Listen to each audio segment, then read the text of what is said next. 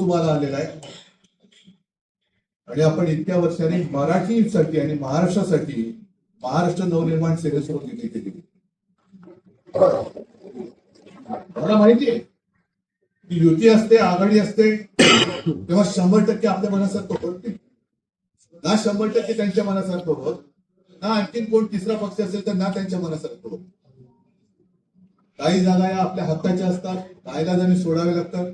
काही जागा त्यांच्या हक्काच्या असतात, नाईलाजाने त्यांना सोडावे लागतात. पण प्रत्येक वेळेला काय असतं, युती करायची की नाही, बरोबर आहे, पण माझा वड न देता करायची. काय शक्य? एक अडचण ही युतीमधली मोठी अडचण असते की युती असताना आपले काही हक्काचे वाटण्यावर त्यांची काही ताकदच नाहीये. अरे हो, त्यांनाही तसंच वाटतं, आपल्याला असंच वाटतं, युती कशाला करतात.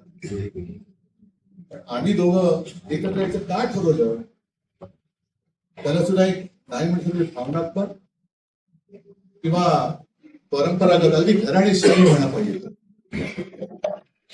या संयुक्त महाराष्ट्राच्या लढ्याशी भाजपचा किंवा तेव्हा तत्कालीन जनसंघाचा काही मात्र संबंध नव्हता. मुंबई ही गुजरातला हवी होती म्हणून तो संघर्ष झाला होता. हे किती जण तुम्हाला माहिती आहे.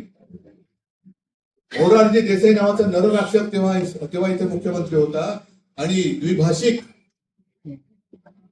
हे पेटलं आचार्य आपले, आणि त्याच्यामध्ये जे 5 पहिले नेते होते त्याच्यात माझे आजोबा प्रबोधनकार ठाकरे होते.